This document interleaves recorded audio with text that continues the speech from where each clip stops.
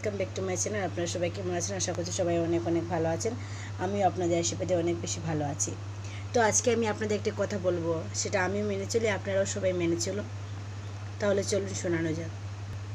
গীতা সারাংশতে বলা হয়েছে, যা হয়েছে তা ভালো হয়েছে, যা হবে তা ভালোই হবে। তোমার কি হারিয়েছে যে তুমি কাঁদছো? তুমি কি নিয়ে এসেছিলে যা তুমি হারিয়েছো? তুমি কি সৃষ্টি করেছিলে যেটা নষ্ট হয়ে গেছে? তুমি যা নিয়েছো সে এখান থেকেই নিয়েছো, এবং যা দিয়েছো তা সে এখান থেকেই দিয়েছো।